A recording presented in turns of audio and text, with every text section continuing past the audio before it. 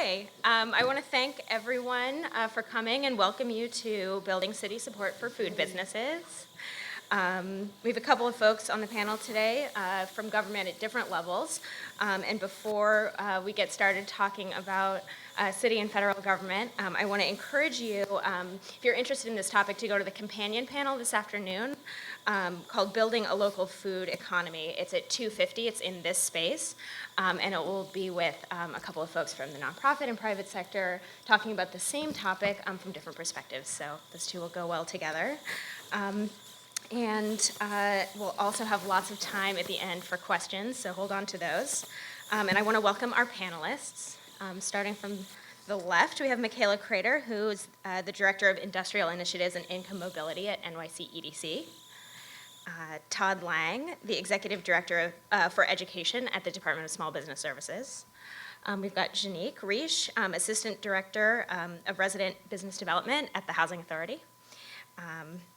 Lloyd Cambridge, who's a small business liaison for Councilmember Robert Carnegie in Brooklyn. And we're very lucky to have Sara Eckhouse here, who's the Chief of Staff for the Agricultural Marketing Service at USDA.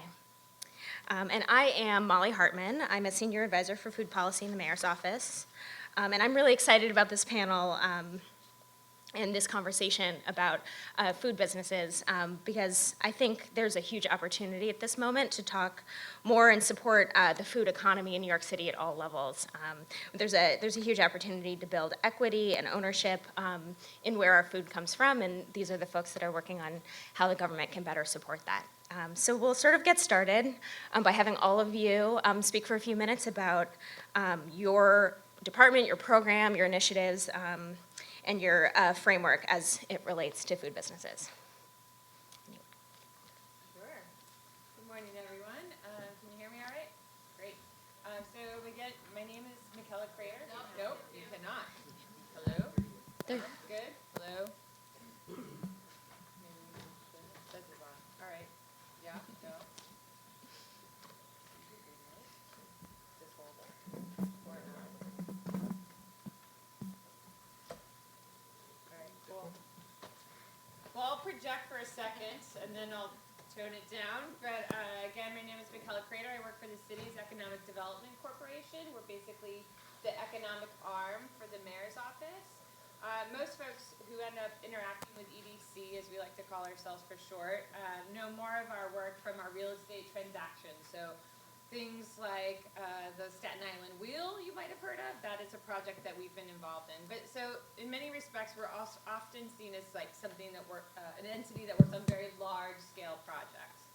But there's another side of the agency that I sit within that I like to refer to as our think and do tank that is very much involved in thinking about ecosystems, thinking systemically about ways to address larger challenges, and especially for smaller companies and what we see as trends that need, if you will, a kickstart from the city in terms of resources or programming or other initiatives. So in that regard, we've done a number of things for incubators. You might have heard of a few that we've been part of. We've supported a few incubators throughout the city. So the most recently launched one is in Brooklyn, actually, at the old Pfizer building.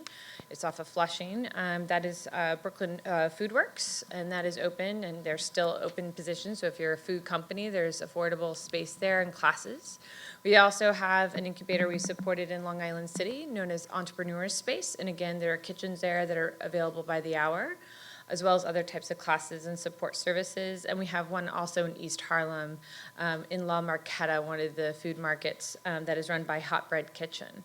So in many respects, you know, the team at EDC, we try to think about what are the challenges in a particular sector that we think the city should get behind in terms of addressing and supporting. These incubators are some of set of examples of that support. We've also created special financial tools and loan funds. We've recently expanded what has been previously referred to as our Food Manufacturers Fund. It's still supporting food manufacturers, but also looking to help other food companies and other industrial manufacturing companies, and actually companies that support those companies in our industrial neighborhoods throughout the city. So that financing is for companies who are at least 1+ years old. So if you're very new, it wouldn't quite be available to you. But if you are having difficulty in finding financing, we do try to find ways to get you that capital support. And so I'll just leave it there. But essentially, you know, at EDC, it doesn't always seem available because it's such a big thing, but we do have some very unique ways to try to touch and penetrate smaller companies. Good morning, morning, everybody. Thanks for this opportunity. I'm Todd Lang, again, with the New York City Department of Small Business Services.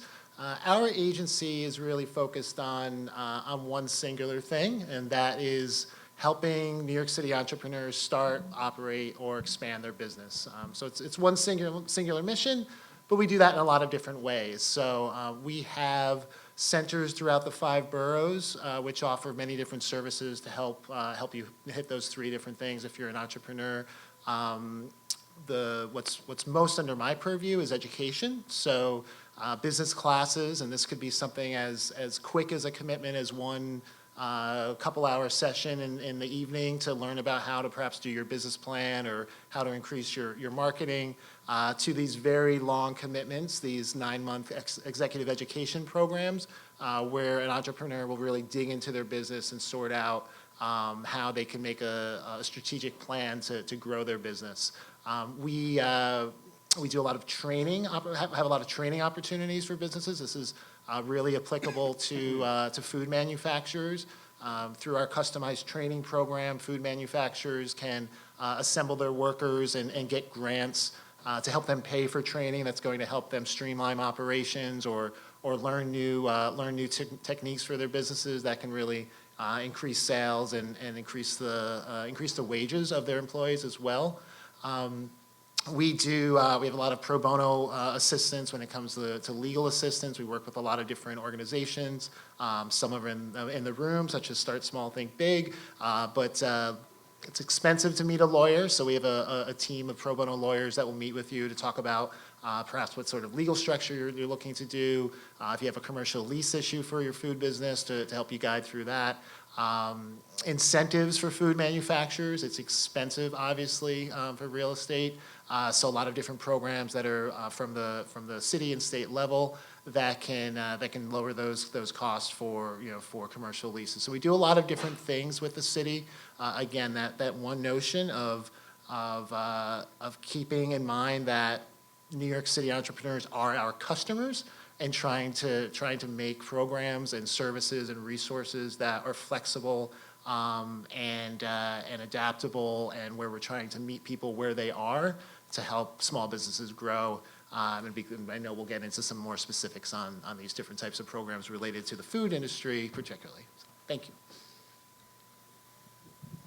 Hello, everyone. Can you hear me?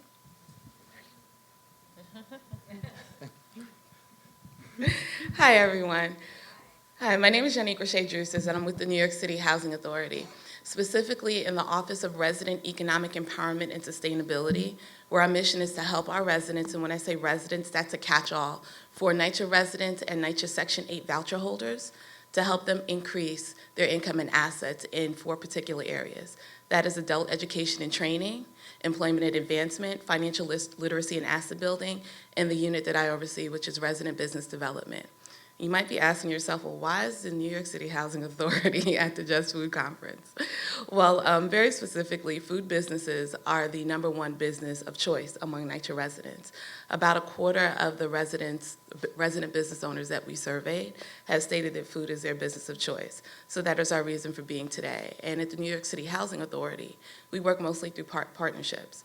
When you serve a population that is slightly shy of the population of the city of Boston, it's not something that you can do with a team of, in our office, we have a team just shy of 50. So it's not something which you could do with a team that size. So we really leverage our capacity through partnerships, and we work with our other city agencies and partners like Start Small, Think Big in order to do that. And so yeah, we'll leave it there for now. Hello, everybody. How you guys doing? Well, awesome. My name is Lloyd Cambridge. I am a small business consultant with Robert Carnegie. He's the city council. He represents District 36, and he's also the small business chair for city council as well. So his mission, his initiatives are, it's really to kind of support small businesses in New York City by creating legislation and also creating programs to be able to help them to achieve their goals. And food the food business is obviously one of his key kind of types of businesses that he actually wants to focus in on to make sure that they have the resources and the capacity to be able to start and to grow. So there are a couple of initiatives that he's been able to kind of implement, one of them being Chamber on the Go. So essentially one of the things that we've seen in the marketplace is that a lot of small businesses, particularly food-based businesses, don't have the time to be able to go to a workshop, from 3 to 5, or, to be able to go to a city agency, to be able to kind of find out what are the various resources that are made available to them. So one of his initiatives is creating a mobile truck, for lack of a better term, to be able to kind of go to various communities throughout New York City in partnership with chambers, and this mobile truck essentially, makes stops within certain commercial corridors to make sure that businesses have access and they know what resources are available to them. I used to work for NYC Business Solutions under the Department of Small Business Services, and there were a lot of organizations and companies and businesses that you'll be surprised they have no idea what's out there and what's made available to them. So our job is really to make sure that they have access to this information by going to them versus them coming to us. So thank you for having me. Hi, thanks. It's great to be here. So I am at the Department of Agriculture, and under Secretary Vilsack, we've really come to see food and food businesses as tools for local economic development and jobs. In the support under this administration for local and regional food businesses is really unprecedented. We see that we can really make a difference with our resources. So what the Secretary did, he started an initiative called the Know Your Farmer, Know Your Food initiative, which kind of oversees and coordinates efforts across the department to support local and regional food systems through grants, loans, technical assistance at all levels, whether you're a farmer in an urban community or a rural community, or a food business, a manufacturer, a retailer, a farmer's market network, and we're working even with other federal agencies to provide more support for these communities. We see them as a really critical tool in revitalizing rural economies as well as urban economies, and connecting urban and rural economies, and also increasing access to healthy food. We've seen really big strides there.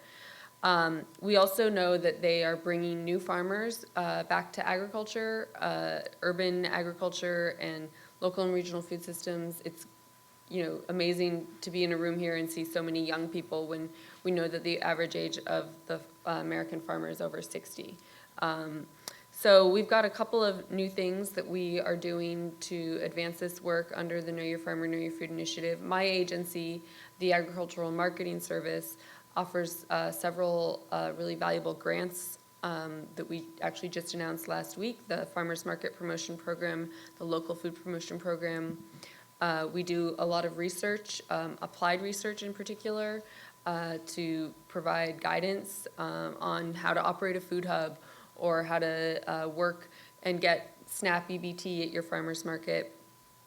And then we've also got some new things coming. We've got an urban agriculture toolkit that we're going to be rolling out in the next month that'll have resources for producers in urban communities, everything from, what to do about your soil quality to water access and other and grant resources.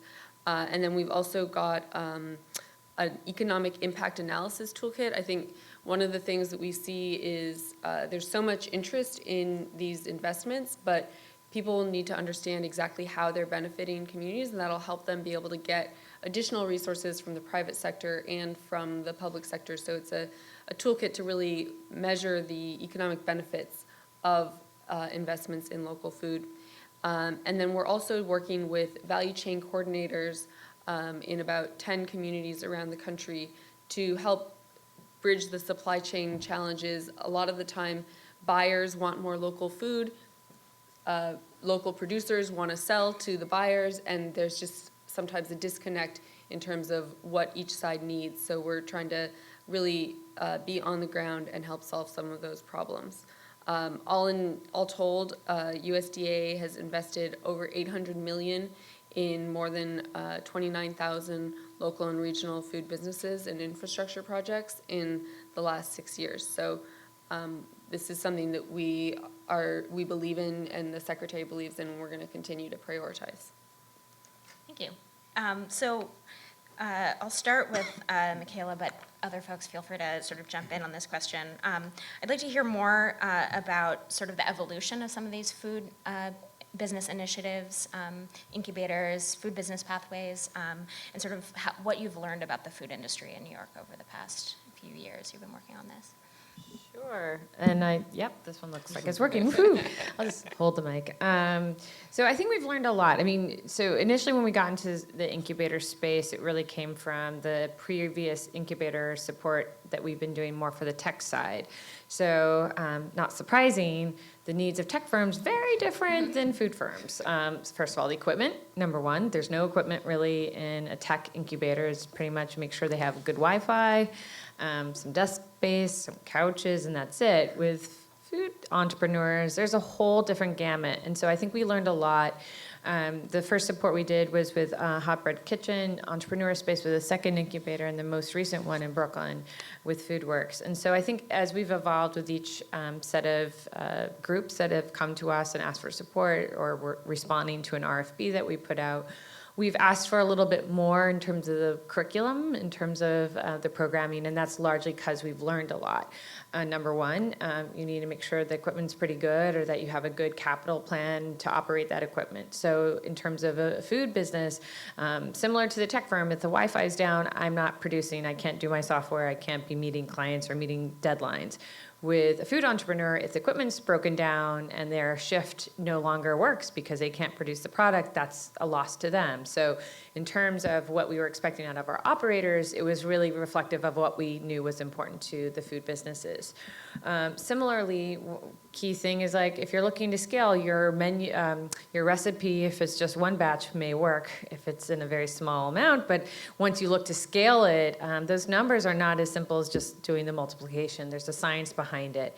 And so again, going back to the programming, going back to what we're expecting out of the folks who operate these spaces, we look to them to do a bit more there and make sure that those, if you will, learning curves were embedded into the programming and the curriculum, and made sure that that sort of supportive services was really something that was accessible, was really clear and transparent to anyone who's not even taking a rental in the space, but also for folks who maybe aren't ready even to take that leap, but are ready to just start learning more about what are the how-to-dos when it comes to scaling, or thinking about it, do I have a real business here? One of the key things we learned actually with our food fund was that we weren't very successful in getting it taken up, to be quite honest. Our expectation when we started this program, it was a partnership with Goldman Sachs back in the Bloomberg era. And I think we just sort of thought, hey, it's a lot of money, people will come to it because they need money, right? And there was a mismatch in terms of, yes, we had the cash, to give what we thought were reasonable loans, but the scale for the companies that were looking to access that capital weren't quite ready yet. Also, they might be just one person instead of more than two people, which was one of the requirements. And also, while they were operating and they had sales, they weren't quite as financially viable yet. So even though we thought our capital would be very helpful, it wasn't necessarily helpful, which is why we've expanded it to touch more businesses. And secondly, it's really hard when you're running a business and just trying to meet your orders to then put all the financial packaging together for a loan request. And that's another big thing we learned, was that when we came to this loan product that we created, that in some ways we set the bar a little too high for these for food entrepreneurs, or any entrepreneur for that matter, if you're a newer startup. So it's one of the reasons that as we've evolved the loan product, we've been able to create a sort of, as part of it, you can actually just put your information online with our loan administrator. They've created a little more, if you will, online toolkit. So it's a little faster, a better read if I will get funded right away. What we've heard a lot from talking to entrepreneurs is they want a yes, no answer right away. They don't have time to continue to aggregate all their paperwork, because by the time they get the rest of the paperwork in, the first round of paperwork is old. And so again, that time delay really affects them. It's obviously what we need all the information in order to figure out the loan package. So this new online way of assessing somebody's loan readiness, I think is gonna be very helpful and hopefully will helpful. And largely is reflective of us being aware that we were a little too old school, for lack of a better technical way of putting it. So those are a few key learnings we've had over the last few years as we've spent time in this space. And just more broadly, trends we're seeing, I mean, more and more folks, as I heard earlier, you know, the urban agriculture movement is really strong. We haven't seen as many companies come to us for financing in that space, but as it relates actually to real estate, you know, we've heard a lot from different neighborhoods, an interest in trying to make more property available for these types of businesses. And, you know, we've heard more people interested in either doing stuff clearly on their rooftops. You have some really big projects that have recently happened in Queens where they've taken, you know, hundreds of thousands of square foot of rooftop space to make a company behind it. Now, the question, of course, is who are they selling those products to? And I think that's something that I'm really happy this conference is here to talk and touch on that, because it's great that you're building businesses, selling product to folks maybe who can go to Whole Foods, but if you're not still addressing the needs of the local community, you know, how great is that? I mean, this goes into this larger conversation. If people who are working in these businesses are from the local community, that's great too. So it all is about connecting those dots. And I think, you know, technically that's not what we're totally worried about, but it is something at least on the staff level we're aware of and conscious of. And so, anyways, I'm just gonna leave it there. Sorry. Yeah, if you two could talk about sort of the evolution of food business pathways. Sure, and what sure. You've been learning. So we've had this amazing opportunity over the past year and a half or so to build a program, working very closely with NYCHA, titled Food Business Pathways, working very closely with EDC as well. We saw this opportunity. I think it makes sense if you kick off the start, and I'll fill in the programmatic side of things. Okay, fair enough. So business development services at NYCHA kicked off back in 2013. We actually started in 2012 with just a series of small events and really launching full force in 2013. And we did a pilot in northern Manhattan, so in Harlem and in East Harlem and in Washington Heights. And in that, we were just trying to see, can NYCHA residents, are they interested in business? What type of businesses are they interested in? And can they actually grow businesses? And as I mentioned before, we do everything in partnership. And one of the organizations that we partnered with is an EDC incubator, Hot Bread Kitchen. And we also had as our partner one of the New York City Business Solution Centers, the Upper Manhattan Center. And so in that, Riche, we directly connect residents to these organizations. And so we directly connected our residents to Hot Bread Kitchen and to the Upper Manhattan Business Solution Center, amongst the other partners who we had in the area. Unfortunately, we weren't able to successfully connect any of our residents to Hot Bread Kitchen. And we had to ask the questions why. We knew that a lot of our residents were interested in food businesses. We knew that Hot Bread Kitchen was looking to serve a lot of our residents. We knew that they had great programs that once accessed, it would really be a benefit to our resident population. But what was the disconnect? And so in reviewing the disconnect, one of the main learnings from the pilot was that there were so many steps that had to be done before they even got to Hot Bread Kitchen that we needed to take care of those. We thought that that would happen organically through the network of providers that we put together. And we have a network of providers that we call our zone partner networks, because we look for local providers to provide services locally. Because we have truly disconnected communities, and the individuals in our communities oftentimes have, you know, some difficulty even affording a Metro card to get someplace in order to access the services that they need to move forward to achieve economic self-sufficiency. So in looking to create this informal network of providers in the Harlems, we thought that, you know, just kind of organically, they would go to the Business Solution Center, learn how to write a business plan through a partner. Then from there, they'd figure out that they need to go to Hot Bread Kitchen, and that they may connect to Start Small, Think Big, and, you know, get some legal services. Surprise to us, it didn't work that way. And so we learned that we had to be deliberate in the continuum of services that needed to be provided in order to provide a pathway from where they were to where they wanted to be in a food services business. And so in that, we got together with both Hot Bread Kitchen and the Upper Manhattan Business Solutions Center to really put our heads together and say, how do we get someone from point A to point B? How do we do that? And what we realized is that all of the services were there. It's just they weren't connected to each other in a very strategic way. And so my team and I worked with those partners to really connect them together in a very strategic way. And it was very different from a city perspective is because we got really grassroots with it. There were a lot of phone calls. We're like, okay, we have 20 people that came in the door. We screened them. We think that they're good matches for Hot Bread Kitchen. But this is what they need, Business Solutions Center. They need business plans. They need financing. This person has done it before. This person hasn't done it before. And the way that we screen them is that we realize that the entrepreneurs that come through NYCHA don't necessarily fit the same mold as entrepreneurs that we see in the larger communities. In the larger communities, it is more of a direct path. You have pre-start, you have start, you have operating, you have expand, which is what the Business Solutions Center works on. For our community, it didn't quite look the same way. You had those that were dreaming about it, that did a lot of talking and did nothing else. You had those that did a lot of paperwork but did nothing else. And so you can have a shell of a company, but if you're not doing any activity, do you really have a company? No. But then we had this very unique group of individuals that were generating economic activity, but informally. They were doing it in the underground. And they had a steady stream of customers. We knew that in our communities, there were people with lines out the door looking for a meal every Friday night from a particular individual that was cooking in a development. Do they have a business? Yes, but it wasn't recognized anywhere. So how do we target that person, and how do we help them grow and scale that business? And so we categorize our resident entrepreneurs into 5 categories: the dreamer, the idealist, the go-getter, the underground entrepreneur, and the champion.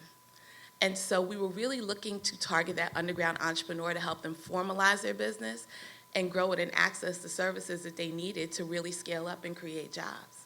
And so in that, fortuitously, EDC came to us and they said, well, you know, Mayor de Blasio wants to help low-income entrepreneurs. What do you think we should do? That was on the heels of the pilot. We said, we know exactly what you should do. You should do food. And so we put our heads together and was like, and by the way, we need the Department of Small Business Services because we've been working with them to do this. And so in a room tucked away at 110 William Street, there was just this plethora of just innovative brainstorming activity about how we actually take the one pilot that we tried to do in order to move individuals through the food services businesses, and how do we grow and we scale that. And simultaneously at the same time, we had a resident walk in the door who was the prime candidate for this program. He had previously sold bean pies through Mart 125, which was kind of like a flea market stall space in Harlem back in, I want to say, the early 90s. And you know, he came in and he was just like, you know, I want to do this, I can do this, but the main issue that our residents had was that they could not afford the startup capital that was needed in order to even access a kitchen incubator. They didn't have the education or the startup capital, and the kitchen incubator would provide the solution, which was the space. So how do we help them connect those dots? And we sent him to the Business Solutions Center, who sat down with him one-on-one. Christian Demiba, the director at that center, sat down with him and worked on his business plan, and worked on his financials, and worked on his application to Hot Bread Kitchen. And then we called up Hot Bread Kitchen. We're like, okay, we're sending one over. We think we got one. He's ready. When he got to Hot Bread Kitchen, they had a scholarship waiting for him.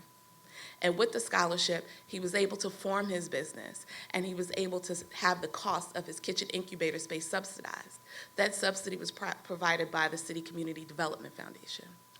And so with that model in place, and with us having one success underneath our cap, we all put our heads together to like really scale it.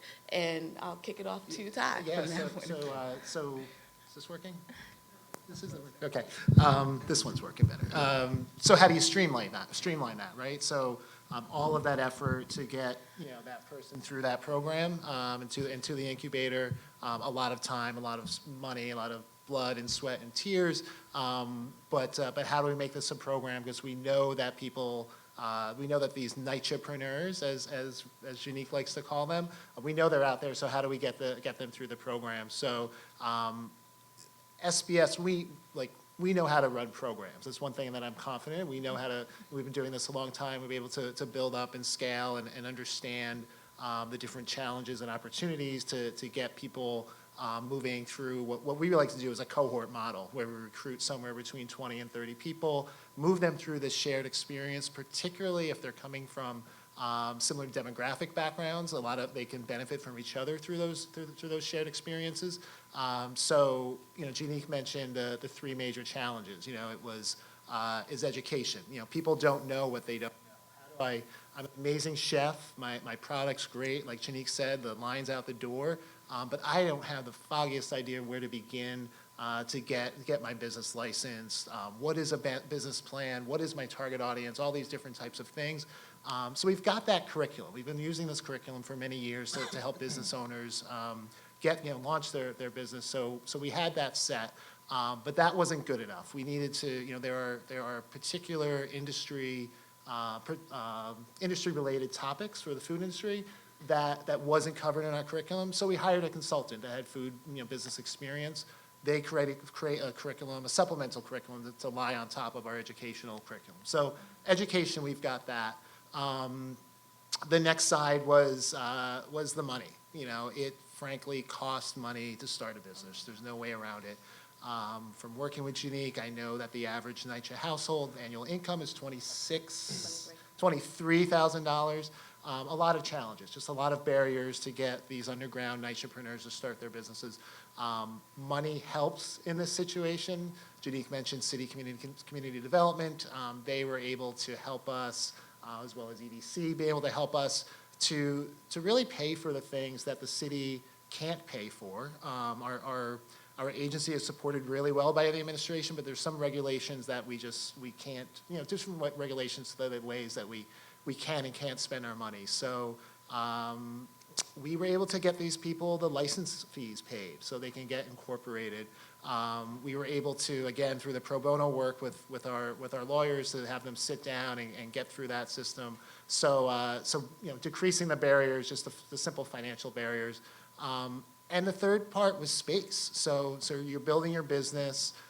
You've got this thing going on. You've got your line of customers. But if you want to do more, and if you are an underground business out of your home, how do you scale up? How do you begin to do that? And that's where EDC really helped on the incubator side. So through a competition, some of our graduates being able to win 6 months of free incubator space in these commercial kitchens, which really can help them get their business going. We did this for a year. We had 3 cohorts. We had 80 people graduate the program. And the kudos goes to them because it's not easy. It is an accelerated program. This was something about 14 to 16 different evening sessions. These are people that have children. These are people that have jobs. These are people that are traveling from different places to get to Brooklyn, to have classes from 6 to 9 p.m. and staying later. But what we really found is that when we educate people about what the opportunity is out there and build that pathway for them, they stay committed because these are the types of things that they're looking for. So far, 67 of those 80 businesses are now incorporated businesses. And we just see it as a great opportunity to help companies. So. Great. Just one thing I want to add. This is a very unique city-agency collaboration. These 3 city agencies have never worked like this previously. And we hope that this is a model for other business types going forward. But it was truly a commitment on behalf of all of the heads of all the city agencies to make sure that this happened for some of our most disconnected citizens. This wasn't something NYCHA could do on its own. It wasn't something EDC could do on its own. It wasn't something SBS can do on its own. Every city agency brought something different to the table. EDC brought the larger macroeconomic perspective and what food businesses actually meant to New York City as a whole. SBS, as they said, they run programs and they run programs well. And when you give them a program to implement, there is no one that can touch what SBS can do with the program. And from NYCHA's perspective, we bring the resident voice. We advocate on behalf of our residents, and we know our residents in a way that no one else could.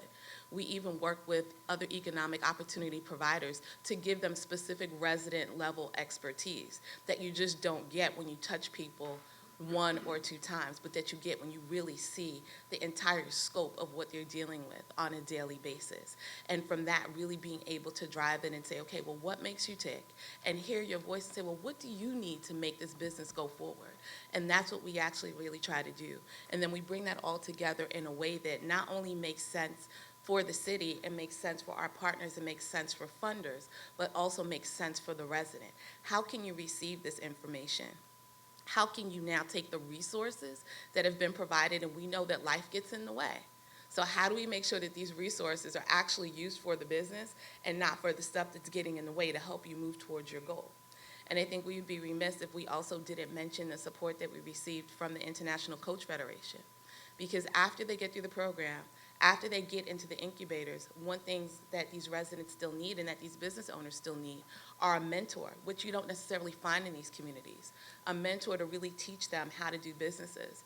And so through the International Coach Federation, their coaches have provided 12 hours per resident of pro bono business coaching services to really help them go from the classroom environment to the operating environment, and that has been priceless. Thank you. I want to give Lloyd an opportunity to talk a little bit about how you and the council member are expanding resources to businesses that haven't had access. And speak specifically to the unique needs of businesses in the council member's district or the ones that you're focusing on. Yeah, sure. So, I kind of mentioned it earlier. There are a lot of businesses throughout various communities in New York City who lack time to be able to kind of find out the various resources that are made available to them, right? So Todd kind of mentioned a number of them from, actually all the panelists actually mentioned a couple of them, from loans to food pathways to free legal assistance. And it's unfortunate that there are a ton of entrepreneurs and small business owners throughout New York City who are just not familiar with these resources. And, the councilman's, when he was elected as, or chosen as the small business chair for city council, he had two things that he really wanted to make sure that businesses had access to. That was technical assistance and capital. But he also understood this challenge that they didn't have access to the information to be able to access these resources. So again, one of his main initiatives was to launch Chamber on the Go. So in partnership with the chambers in each borough, Queens, Brooklyn, Manhattan, Staten Island, and the Bronx, and also in partnership with SBS, we've been able to kind of launch Chamber on the Go, which is essentially, like I said earlier, this mobile truck that goes to various communities throughout New York City, and they make stops and they have appointments with businesses in New York City to be able to, and just having to do technical assistance, essentially, right? So, hey, what are your needs? What are your challenges? Here are the resources that are made available to you, and we really connect them to those resources and then follow up. So it's not just saying this is what you need, but it's also following up to make sure that that those resources were actually executed on. So that's one thing. I also think, in addition to that, it's also, I think it's one thing for businesses to be able to be able to go to market, right? So you have food pathways and you have all these other kind of programs that SBS is kind of rolling out to help businesses to get access to markets, which I think is really important. But in addition to that, these guys also need customers to sell to, right? I think somebody also mentioned that as well. And there's one thing that we're seeing in a lot of communities throughout New York City, especially within the councilman's district. And there's an article actually in the New York Times that spoke about different bodegas and different bodegas and other businesses that are going out of business, largely because of gentrification, right? Because of rents are going up. So the councilman is really trying to be able to support businesses from that standpoint as well, and make sure that food-based businesses have local customers to be able to sell to, so that and one of the ways that we're doing that is being able to kind of create legislation and make sure that landlords can't harass their tenants for rent increases, right?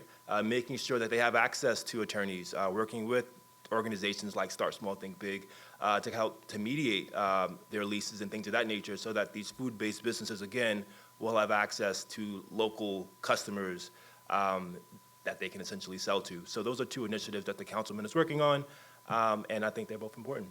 Yep. I want to pivot a little bit and talk about sort of the federal landscape. If this is sounding like what you're learning from a federal level, and sort of how USDA is sort of adapting to meet the urban market. Yeah. So I think a couple of things from the federal level. One, the importance of partnerships we're seeing is absolutely critical, and kind of that business intelligence in helping folks. Farmers aren't necessarily experts in starting a business, or experts in starting a business aren't necessarily farmers. So bridging that gap with technical assistance and some of these small business services, I think, is really, really valuable. USDA is really committed to working in partnership. We've got partnerships with a lot of, like I mentioned, foundations that we're working with. And we've also been, through our grants, we've been able to provide assistance on everything from food safety to how to start a business to people around the country. I would say also, a lot of our resources are actually relevant for urban producers. I think one of the challenges that we face, maybe similar to what Jeanique was mentioning, is that people don't know about our resources. So we, are probably the biggest funders of food systems work and local and regional food systems in the country, but people don't necessarily think of USDA when they think of that. So that's kind of something that we're always working to do, and I think especially in urban communities, because our resources, we have everything from microloans for producers that can offer a streamlined way for producers to access loans and access to capital up to $50,000. We do technical assistance or financial assistance to help build hoop houses that can help producers extend the season. We've got grant projects that, even though they're within the rural development arm of USDA, are available to urban producers. There's a value-added producer grant that, by virtue of being a local food producer and marketing your food locally, you can automatically apply for that and be eligible for that. We've got a business and industry loan guarantee program that similarly, although it's within the rural development part of USDA, it can be used in urban areas as long as it's also benefiting a rural area. So especially groups that are kind of trying to aggregate and distribute food, maybe from upstate New York into the city, that would be a really relevant program, and that program can actually fund bricks and mortar. I think another thing that we see is that maybe whereas USDA and just in general, like when people talked about local food, they used to talk about farmers markets. It's really expanded so much beyond that, because these businesses are trying to access bigger markets, and the market demand for local food is so huge. So we've seen, it was 14 billion 12 billion in 2014, and they're predicting up to 20 billion by like 2020. So there's a lot of money and a lot of investment here, and so people are trying out new models, different kinds of things with food hubs, and we want to be supportive and understand the different ways that those work. The Farmers Market Promotion and Local Food Promotion Program grants are both really valuable resources that we just announced last week, and those are each $15 million for the Farmers Market Promotion Program, which, although it's called the Farmers Market Promotion Program, does more. It also does all direct producer-to-consumer marketing.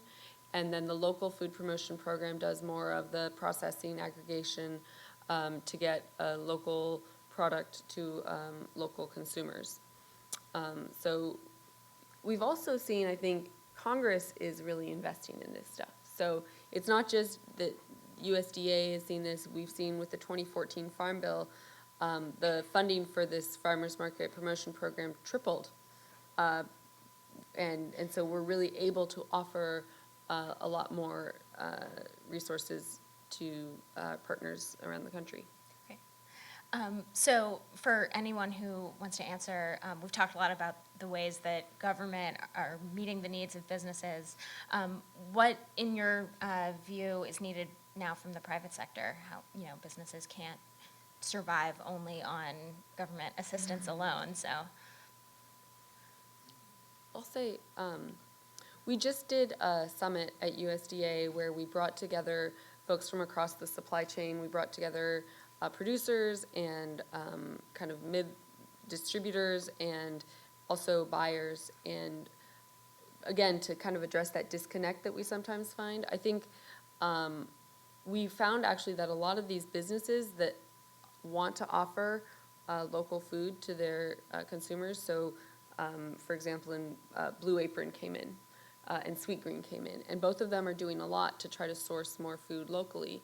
And they're actually like subsidizing the food safety training in some cases for those producers, because when you're trying to reach a bigger scale, you've got to have a food safety system in place that provides those buyers with some guarantees.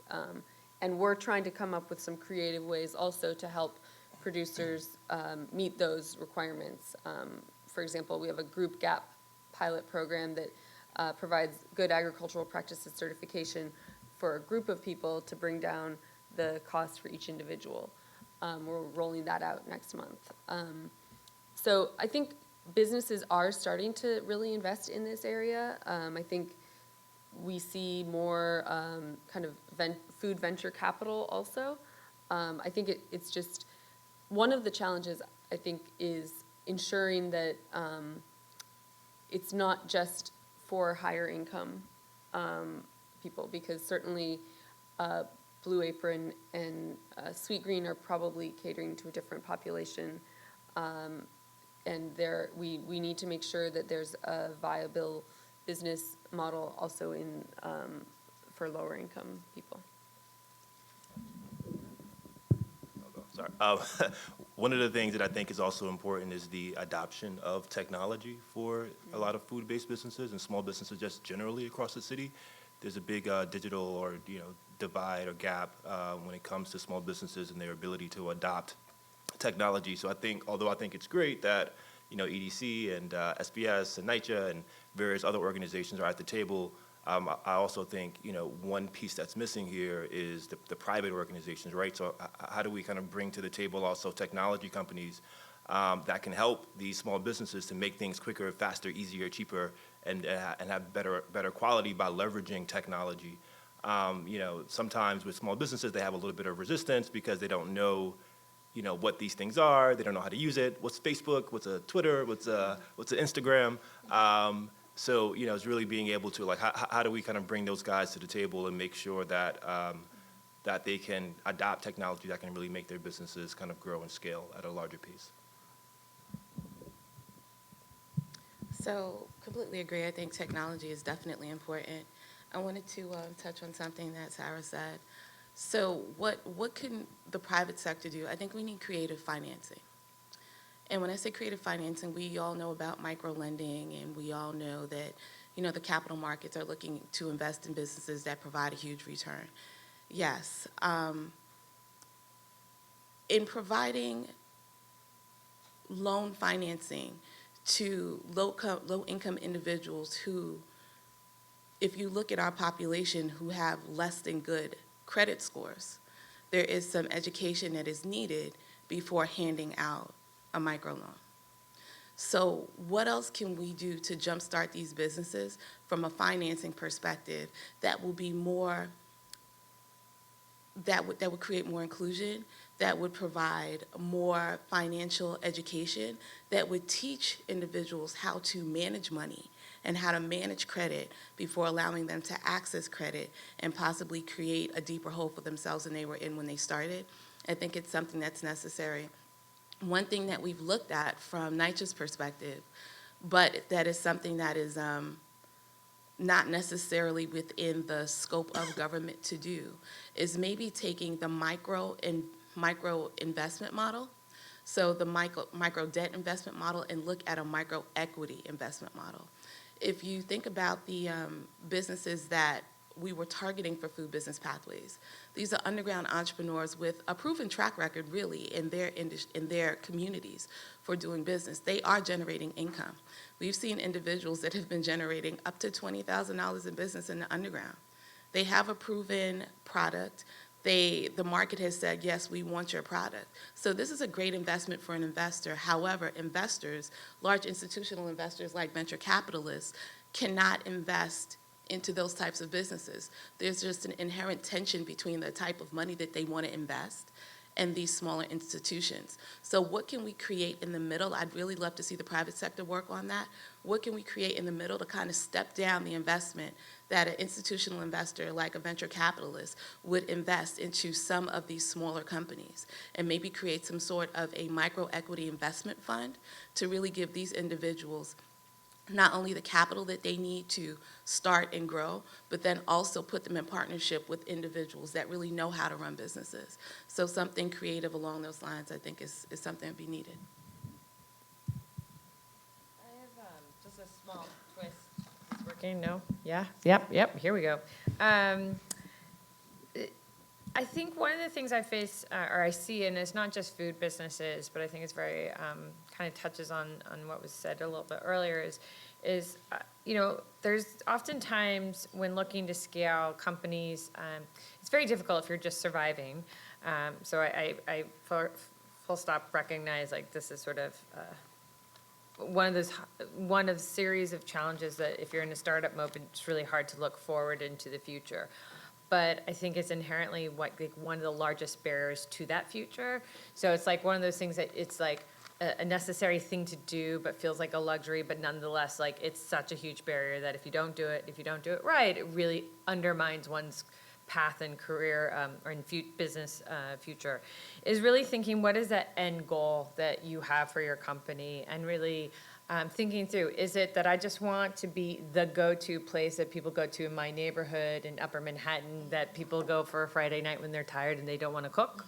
Or do I see this as a company that wants to do this, but in city or neighborhood by neighborhood? And is the market such that doing a little bit of work, think through it could be that thing. And thinking through, like, if whatever that end goal is, what is the system I need to set up for my company to do that really well, to do that profitably, to do that at scale, and to do that efficiently. And if you're trying to source locally, there's a language barrier between farmers and a business. And this is something I hear a lot, is like lots of folks want to work with farmers, but farmers, don't answer the phone, they're never on email. And so like their communication is very different than some of these tech type or more savvy companies. And so one of the things I've recently heard in talking to someone who works with businesses regularly is the one thing that this woman who's working with a company is helping them scale and help them become professionalized, is sometimes it's worth, once you understand where you want to be, to invest in that bit of technology or invest in that bit of system that might feel overbuilt at the time, but it's like lays the foundation and groundwork for you to meet that scale and meet that future. Because what ends up happening is, if you plot along at a smaller rate, and then all of a sudden you get the big orders and you get all this demand and your system's not set up right and you pay for that later, it's very hard to get your team and all the folks working for you to change to this new system, and it can really slow you down, and we all don't, not always fans of change. So, and much less if you're like working at warp speed. So my one key thing I would say, like looking outwardly, and what I would say not for the government to solve, but for a business in terms of individual taking ownership of like, what is that path you're looking to make for yourself and your company? What is that vision? And what are the systems you have to set up in place to be successful to accomplish that? I think sometimes we, I'm not saying we overbite or whatever the right phrase is, but like, sometimes we're not honest with what we really want, and because of that lack of dishonesty, we're doing all these other things that are distracting, and having zero, like, clear focus on what is that end state you want to be, you think your company is going to be at, and what is the thing that's going to be the biggest barrier to getting you there in terms of your business operations or your systems. And then, because there is, thankfully, some good resources, there's probably a lot of folks who want to help you find the best system to help you solve that thing. And give you guidance and legal support and all this other good stuff to help you make sure you think that through thoroughly. But you as the entrepreneur know best about your company, what's under your hood. Experts can't tell you that stuff. We can give you advice on it, but you're gonna know what that end state is. And so having that real deep focus, I think, is the biggest thing a business, an entrepreneur, somebody who's working with businesses on the ground can help really encourage those individuals. Great, thank you so much. Let's move ahead to questions because we're running a little short on time, so.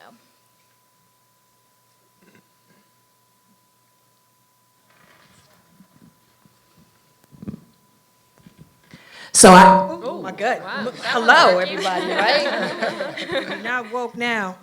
You are woke right now. I'm sorry about that. But I just wanted to introduce myself. My name is Davita Davison, and I work in Detroit. I'm the director of a nonprofit organization in Detroit called Food Lab Detroit. And so we service about 175 locally owned food businesses. So I really appreciate the work that you guys are doing. But here's my question. I know the power of food. I get it. I work in it every day.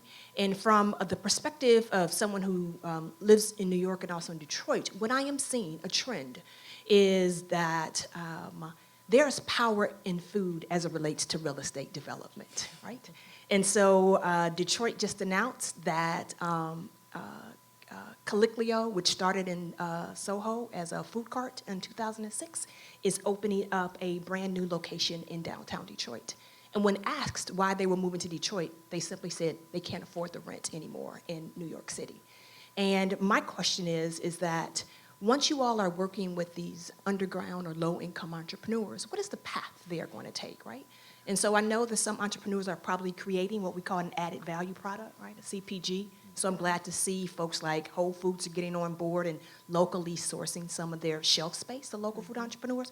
But what is the city doing about the real estate play in terms of making sure that food can be used as a community wealth builder for low-income entrepreneurs so that they can actually open up a food establishment in their own neighborhood and provide some type of ownership? Because it's great that they're producing this stuff, but in Detroit, we're concerned about equity. That means we're concerned about who the owners are of those buildings. And I was just wondering if the city played any role in ensuring that these low-income entrepreneurs are indeed scaling their businesses to one day they can actually open up and own a food establishment in their own community. Sure. So that's a great question, one that I appreciate you asking because it's a critical one, and it's important that it's asked in settings like this. So making city folks who work for the city accountable to folks who live in the city. So one thing that we've recently done at EDC at the city at large is we've recently announced an industrial developer fund. This fund, as what you're touching on, kind of touches on the real estate issue. And as everyone probably well knows, the pressures are very intense. This administration is sending very strong signals about what it wants to do for housing and is having a deep impact on buildings and properties in the city where you can produce, where you can make things, where you can make food products. And so for that reason, the mayor announced his industrial action plan back in November of last year, where he said he was committed to creating a $150 million developer fund. And so about a week and a half ago, we just finally let that out publicly in terms of the details. And actually what's great about the fund is that we're currently targeting nonprofit developers, meaning we're looking for folks who are nonprofits who could acquire buildings, renovate them, and put them out there for companies that are doing industrial business activities, which would include food manufacturing. So this doesn't necessarily create the arm for a small business to own the building, but it creates a space for a small business to have a rent that's more reasonable in some of our industrial communities and neighborhoods. I hope that this is first of several different tools that we can put in the toolkit, though folks who spend a lot of time in this space would say this is but it's a start, not the end. And so hopefully it will be widely accepted. We use all the money very quickly, and then we just show the demand on this administration that we need to put more resources to this.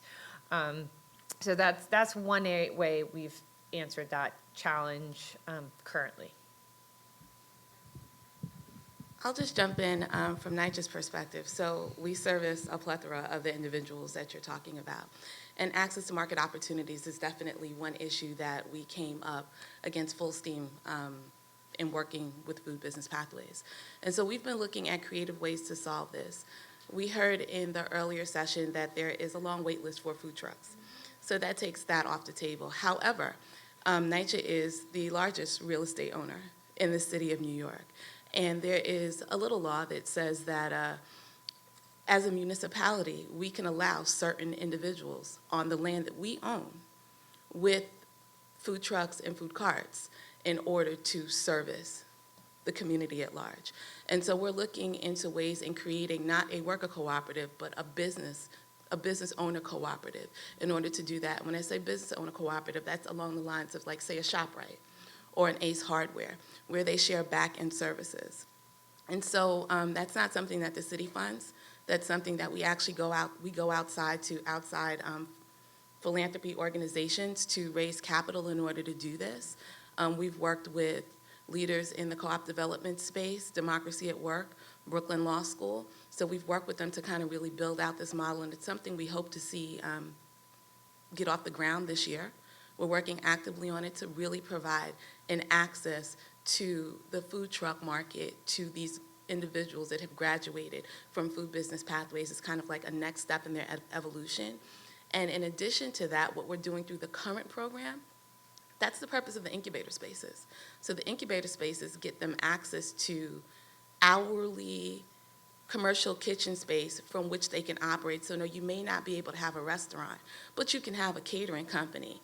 And if you're strategic about the growth of your catering company, which is part of the education services that they're receiving from the incubators, then you can grow. And as you grow, you scale, and you grow strategically and, smartly, and then at some point in time, you'll develop into an organization that can get a storefront someplace in New York City. So we're doing the different things that we know how to do that are within our purview to do, and it really takes these 3 city agencies working together to come up with creative solutions. But yes, your question is right on target, and we're working on different programs in order to address that.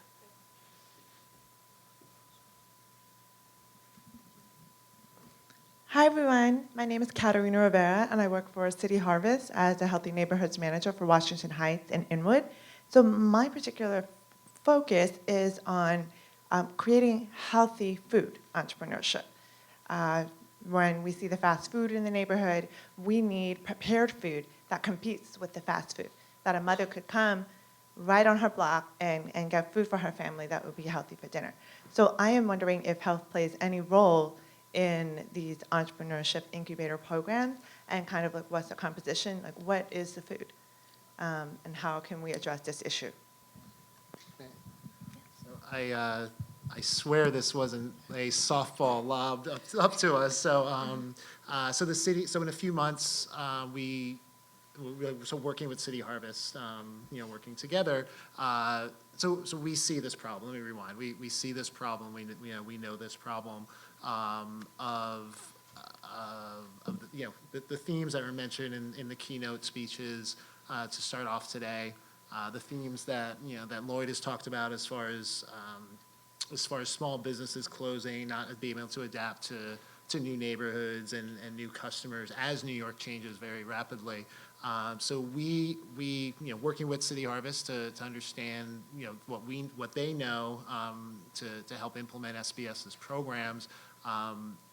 Just a side note on that, we don't do these things well unless we collaborate with the experts, City Harvest being one of those experts as far as what are the challenges of cornerstones, what are the challenges of bodegas to offer healthy food options to neighborhoods. So we'll be working with them, launching a program we think in the summer that's, again, going to be an education program for the owners of cornerstones, bodegas, to sort out the things like, one, how do you sell profitable, healthy food? Real challenge for a lot of cornerstoners to be able to do that.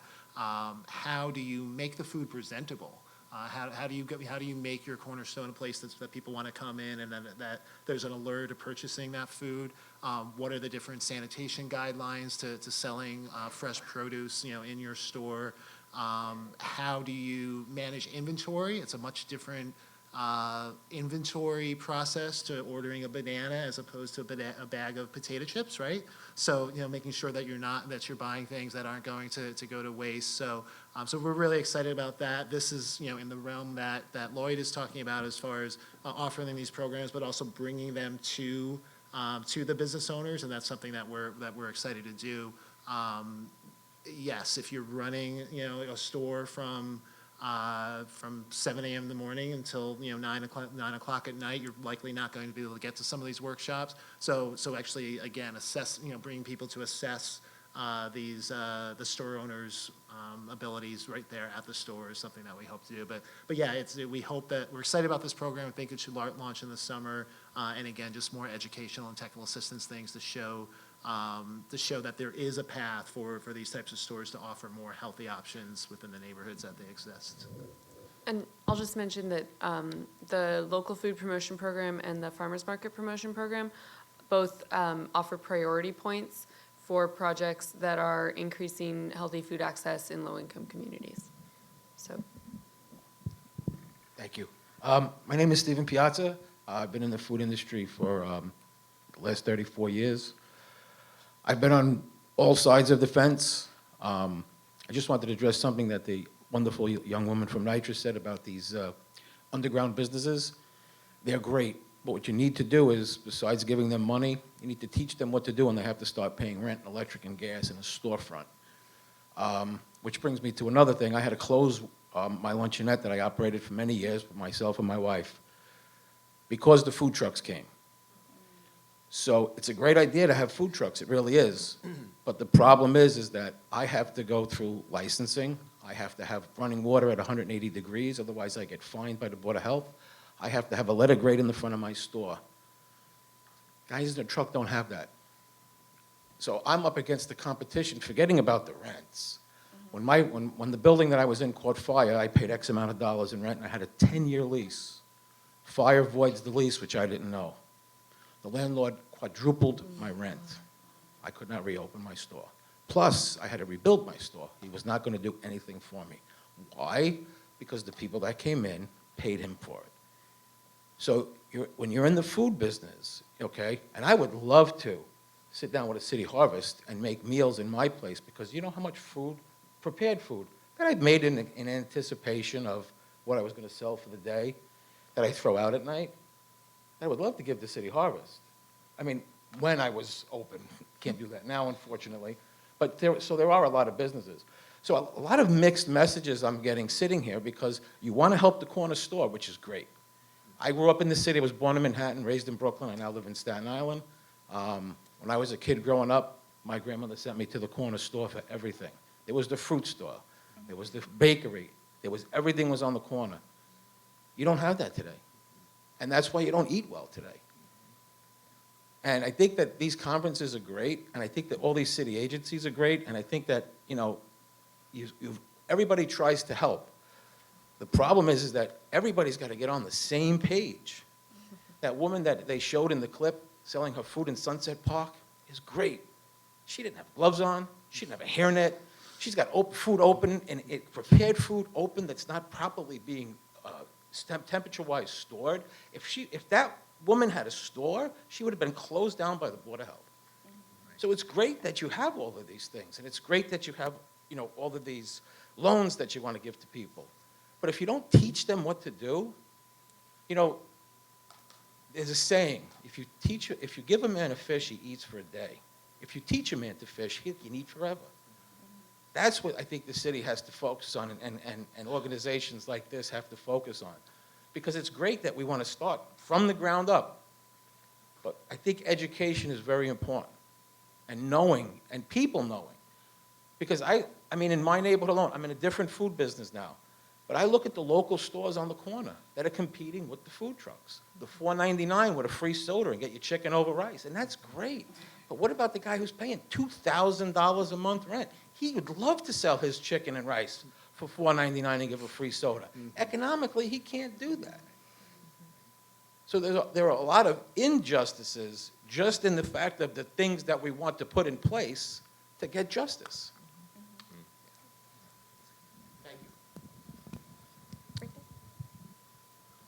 So I just wanted to comment on what you said. Let you know first and foremost that you heard loud and clear.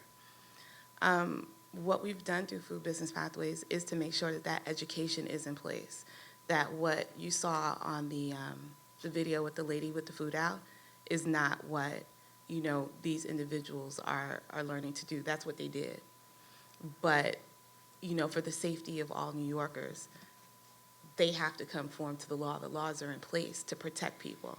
That's why individuals aren't allowed to cook out of their home kitchens in their homes to do certain things. But yes, we want to give them a level playing field. And I understand that, you know, food trucks in front of a restaurant, it's not an equal playing field. When I mentioned the food truck cooperative with NYCHA, oftentimes in NYCHA developments, you don't necessarily have a lot of restaurants around that are serving healthy meals to individuals in those communities. And so what we're really looking to address from that standpoint is kind of a food desert issue. And so that. Don't you have the bodegas? If you're gonna, I mean, in a lot of the nicer places that I know of, you definitely have bodegas and smaller stores.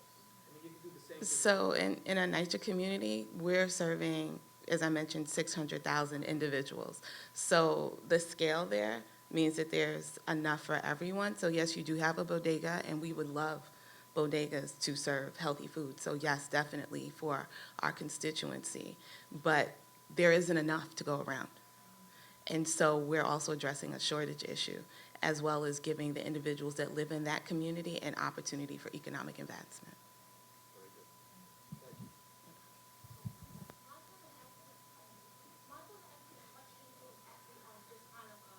Towards the young man right here. I'm a recent graduate of Food Pathways, so what Jeanique might not be saying up there is that we actually do learn those things.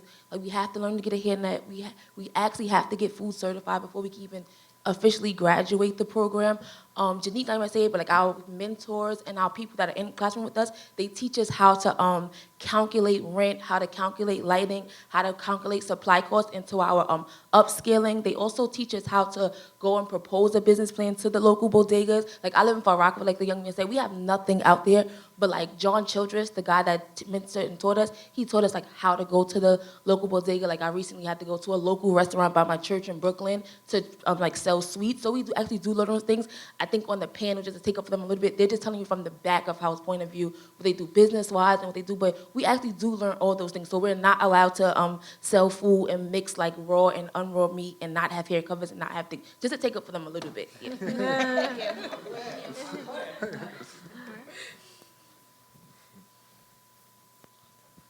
Hi, my name is Emily Abrams. I have a question for Sara. So we've heard a lot about very important programs that city and federal programs that encourage local food entrepreneurs and low-income food entrepreneurs.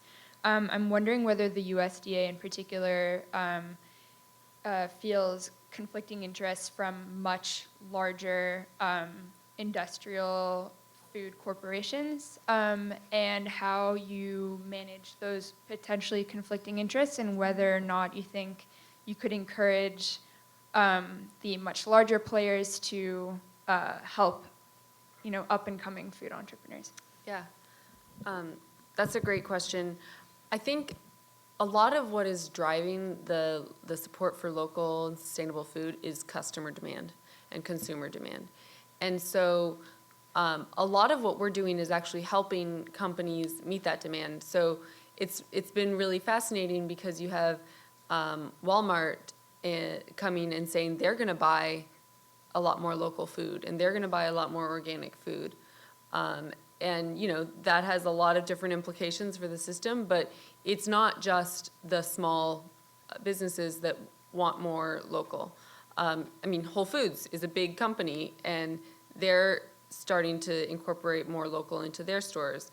Like I mentioned, Blue Apron and Sweet Green, those are both growing companies. So I think, sure, there can be some tension, but I think the other thing is that these are resources that we're not necessarily, we have some programs that are congressionally appropriated that are new and that we are really excited to be offering, but a lot of it is just expanding the programs that we've had for a long time and making them more accessible to populations that maybe previously weren't aware of them. And so making sure that people in urban areas know that they're eligible for microloans also, and they're eligible for technical assistance from our Natural Resource Conservation Service.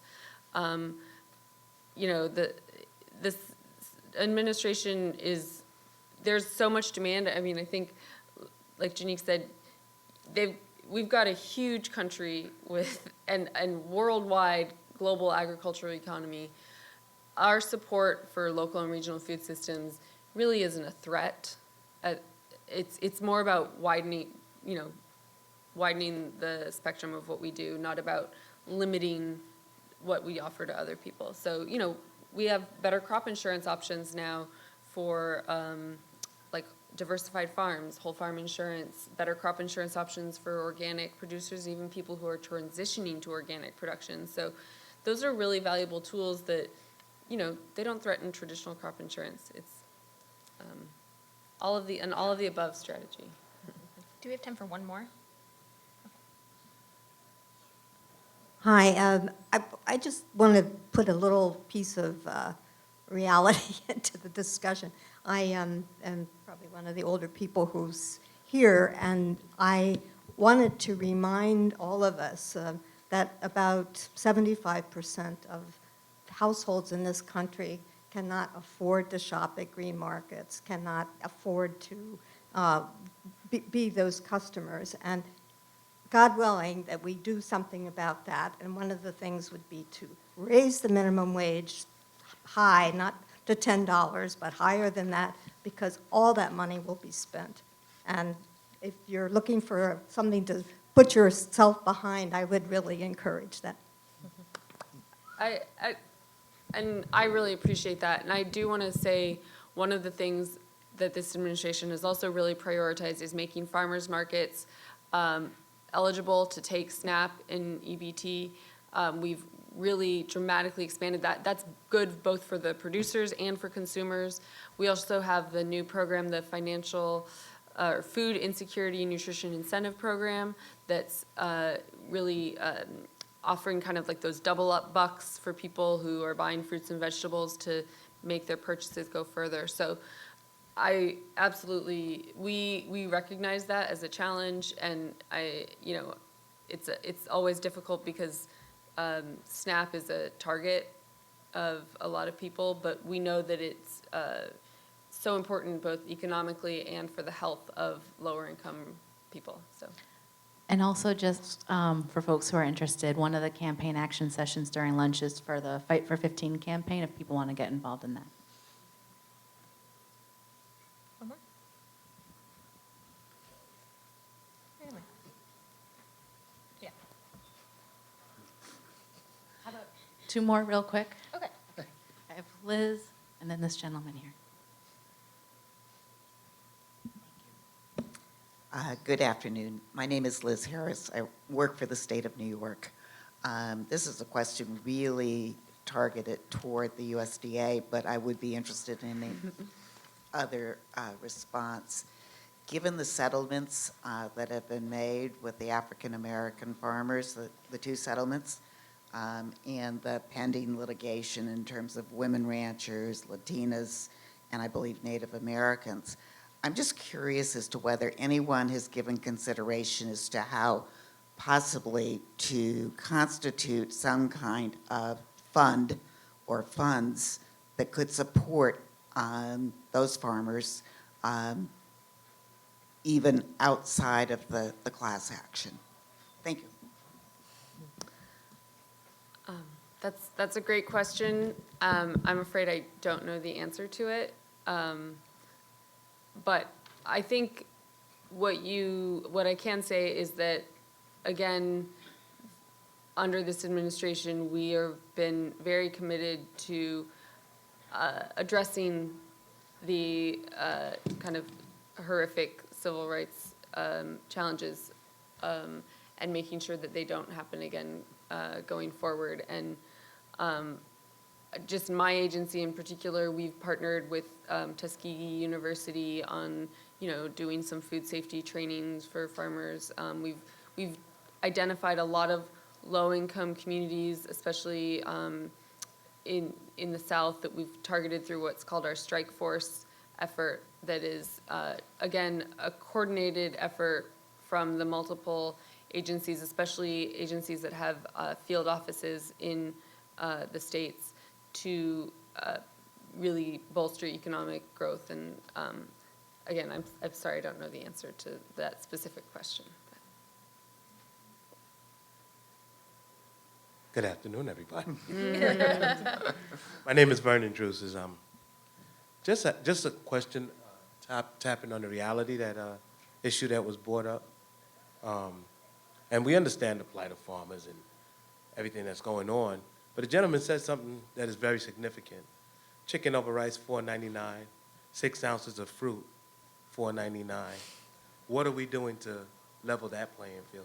A lot of people in the city are eating horribly because they just can't afford to eat healthy. So am I going to buy a 6-ounce snack for $3.99 or buy a meal for $4.99 that's going to carry me through my workday? I'm only addressing this because I'm quite sure some of you have the ear of other city representatives that can speak about the incredible 74% markup on vegetables and fruits that make it almost unappetizing. Like she said, a lot of people don't go to the green market. It's not because they don't want to. It's because of affordability. You know, you just can't take your hard-earned, especially if you're making, how can I say it? If you're not making enough money, I'll just leave it at that. Yeah, I'll take that one. Thank you for your question. I didn't hear what organization you're with, but we can chat later. I wanted to say that this is, completely something the city of New York is thinking about and working on. We know that affordability as part of access is one of the biggest barriers for people to eat healthy. You mentioned what we call in New York our Health Bucks program, which is a $2 coupon for every $5 that you spend at the farmer's market in New York. And what we love about this program is that it does make it more possible for people to buy healthy food in their neighborhoods where they want to shop. And we're committed to continuing to work on strategies like that. And I think it's also something that we have tried to do more, even just starting, because it can be a generational challenge, right? In terms of access to food, knowledge of what to do with the food. I'm certainly not a great chef, so, am I gonna go to the farmer's market and know what to do with a bunch of eggplant? Do I even have a kitchen? Do people even have a kitchen? Do they have time? So it's, we've also done a lot to support farm-to-school programs, which are really helping introduce food to children earlier and also do more to educate children. There's a lot of research that shows that children are more willing to try foods that they have been involved in the growing or cooking of. And so kind of getting that start early is really important, and then continuing it, and that education, I think it really takes approaching it from a bunch of different angles. It's not just enough to have a farmer's market. You also have to make sure people know what to do with the food and that it's appetizing. Okay, great. Sorry, we're out of time here. I want to thank you all for coming.